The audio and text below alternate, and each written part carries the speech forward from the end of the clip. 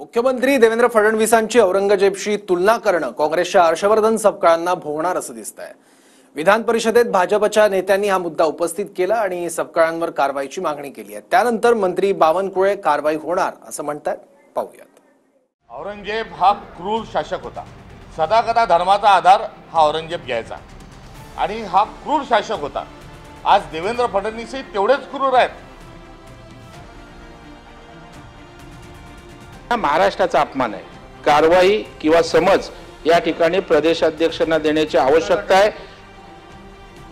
काँग्रेसचे प्रदेशाध्यक्ष हर्षवर्धन सपकाळांनी मुख्यमंत्री देवेंद्र फडणवीसांची तुलना औरंगजेबशी केली आणि विधान परिषदेत गदारोळ झाला।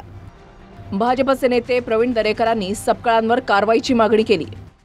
औरंगजेबाशी तुलना करण्याचं एक घाणेरड्या अशा प्रकारचं कृत्य त्यांनी त्या ठिकाणी केलेलं आहे आणि हा महाराष्ट्राचा अपमान आहे।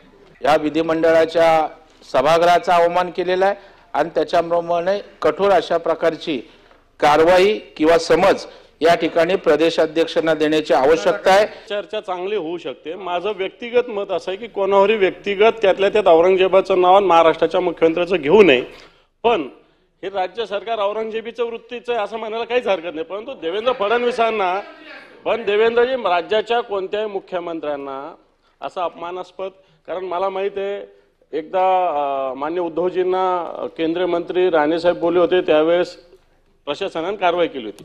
माझं मत असं आहे की व्यक्तिगतरित्या तेही देवेंद्रजी फडणवीसांना औरंगजेब ह्या नावाने बोलणं चुकीचं आहे हे मीही मान्य करतो। अशा पद्धतीचं व्यक्तिगत कुठल्याही व्यक्तीच्या विरोधामध्ये त्यांनी कसलंही वक्तव्य केलेलं नाही। त्यांनी हे मात्र जरूर म्हणालेले आहेत की आताचं शासन आताचं सरकार हे त्या प्रवृत्तीचं आहे, हे ते मात्र नक्कीच म्हणालेले आहेत आणि त्यांनी काही चुकीचं म्हणालेलं नाही। विरोधी पक्षनेते अंबादास दानवेंनीही मुख्यमंत्र्यांची तुलना औरंगजेबशी करणं चुकीचं असल्याचं म्हटलं। मंत्री चंद्रशेखर बावनकुळेंनी सरकारनं गंभीर दखल घेतली असून सपकाळांवर कारवाई करू असं सांगितलं, तर आपण कारभारावरून तुलना केल्याचं सपकाळांचं म्हणणं आहे।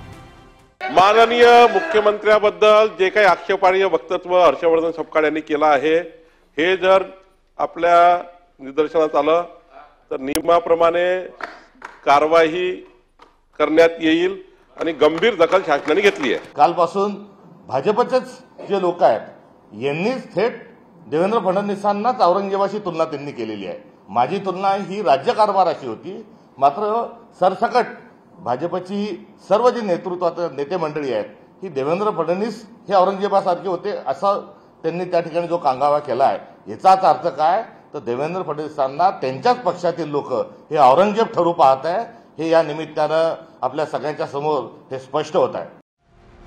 हर्षवर्धन सपकाळांनी मुख्यमंत्र्यांना औरंगजेब म्हटल्यानंतर नारायण राणेंनीही मूर्ख माणूस अशी टीका केली आहे। मूर्ख माणूस आहे औरंगजेब। कोण होता महाराष्ट्रामध्ये, त्याच्याबद्दल काय लोक म्हणतात हे सगळ्यांना ज्ञात आहे आणि अशा माणसाला औरंगजेबची उपमा आताच्या सरकारमध्ये आमच्या मुख्यमंत्री देवेंद्र फडणवीस यांच्यावर बोलणं म्हणजे हा मूर्ख माणूस असला पाहिजे। राजकारणामध्ये टीका टिप्पणी होणारच, पण ती टीका करताना शब्द जपून वापरले पाहिजेत। याआधी राणेंनीही उद्धव ठाकरेंवर आक्षेपार्ह टीका केल्यानं अटकेची कारवाई झाली होती। आता बावनकुळेंनीही सपकाळांवर कारवाईचे संकेत दिलेत। अक्षय मनकणीसह ब्युरो रिपोर्ट TV9 मराठी।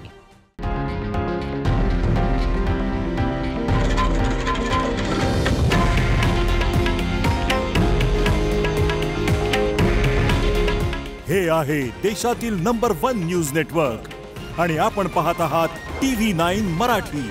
काळजी तुमची, हित महाराष्ट्राचं।